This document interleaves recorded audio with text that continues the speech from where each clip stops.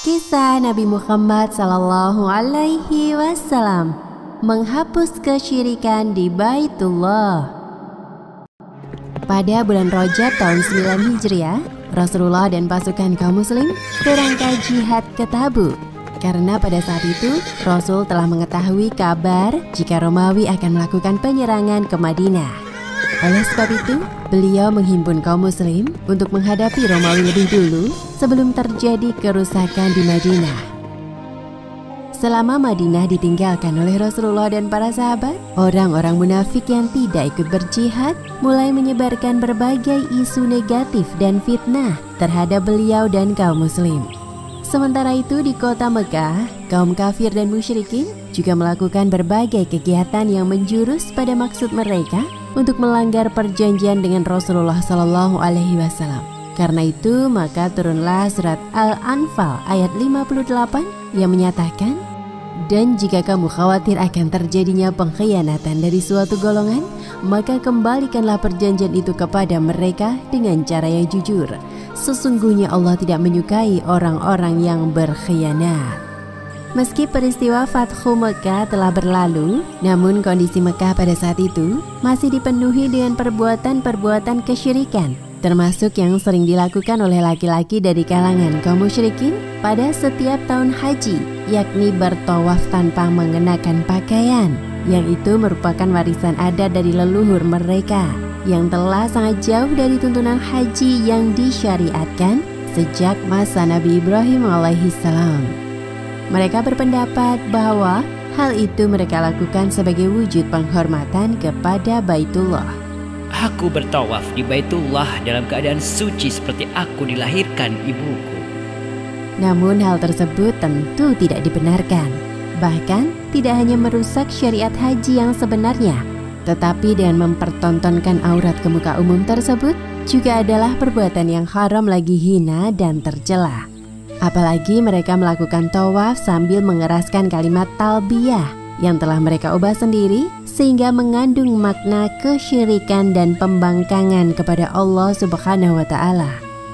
Setelah Rasulullah Shallallahu alaihi wasallam kembali ke Madinah dari perang Tabuk, beliau enggan melaksanakan haji dengan kondisi masyarakat Mekah yang masih seperti itu. Kemudian Rasul mengutus Abu Bakar radhiyallahu anhu sebagai Amirul Hajj untuk memimpin rombongan kaum muslim Madinah yang akan berhaji pada tahun itu. Adapun alasan lain mengapa Rasulullah tidak dapat memimpin langsung rombongan haji tersebut dikarenakan pada tahun 9 Hijriah itu juga bertepatan dengan peristiwa Am al-Wufud, yakni tahun di mana para utusan dari berbagai daerah yang ingin mengenal Rasulullah Shallallahu alaihi wasallam dan mempelajari Islam datang berkunjung ke Madinah, sehingga tugas tersebut beliau berikan kepada Sayyidina Abu Bakar radhiyallahu anhu.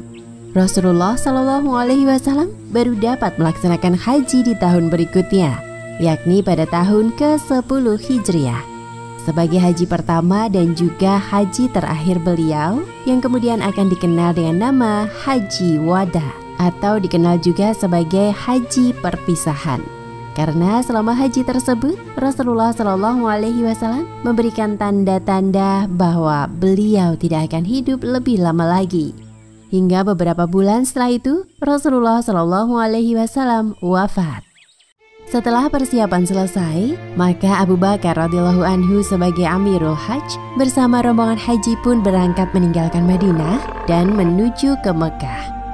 Tak lama setelah kepergian rombongan haji tersebut, Rasulullah Shallallahu alaihi wasallam menerima wahyu yang berkaitan dengan pembatalan perjanjian antara Nabi dengan orang-orang kafir dan musyrikin, serta turunnya perintah dan larangan bagi orang-orang kafir dan musyrikin untuk tidak lagi melakukan haji yang disertai dengan kesyirikan.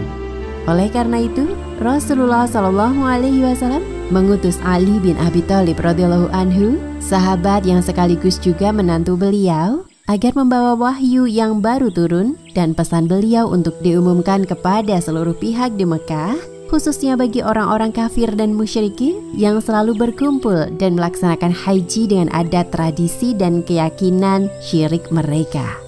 Dengan mengendarai unta milik Rasulullah yang bernama Utbah, Ali bin Abi Thalib pun segera berangkat meninggalkan Madinah.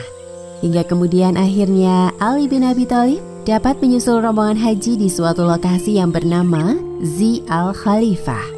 Dan Ali bin Abi Thalib segera menemui Abu Bakar di tendanya.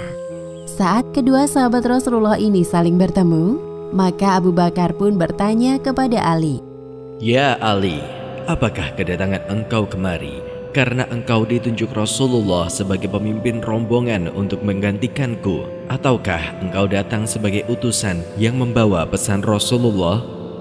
Maka Ali bin Abi Thalib pun menjawab, "Wahai Abu Bakar, saya tidak datang untuk menggantikan engkau sebagai pemimpin rombongan, tetapi saya datang diutus oleh Rasulullah Shallallahu Alaihi Wasallam untuk menyampaikan pesan beliau dan wahyu Allah yang baru saja beliau terima untuk disampaikan kepada semua orang di Mekah."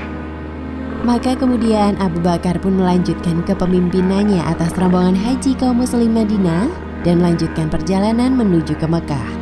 Sementara Ali bin Abi Thalib pun ikut bersama rombongan. Setelah rombongan haji umat muslim tiba di Mekah, maka Ali bin Abi Thalib pun mengumandangkan ayat-ayat pembuka surat At-Taubah dan menyampaikan pesan Rasulullah SAW kepada mereka semua yang hadir. Pada saat telah berada di hadapan kaum kafir dan musyrikin yang sedang melaksanakan ibadah haji. "Wahai seluruh manusia sekalian, kami akan menyeru bahwa tidak ada yang masuk surga kecuali jiwa yang beriman. Janganlah seorang pun bertawaf di Baitullah dalam keadaan telanjang. Siapa saja yang memiliki ikatan perjanjian dengan Rasulullah Shallallahu Alaihi Wasallam, batas waktunya adalah 4 bulan. Jika 4 bulan telah berlalu, Allah dan Rasul-Nya berlepas diri dari orang-orang musyrik. Dan setelah tahun ini, tidak ada lagi seorang musyrik pun yang berhaji." Kemudian Allah berfirman, "Dan suatu maklumat dari Allah dan Rasul-Nya kepada umat manusia pada hari Haji Akbar, bahwa sesungguhnya Allah dan Rasul-Nya berlepas diri dari orang-orang musyrik.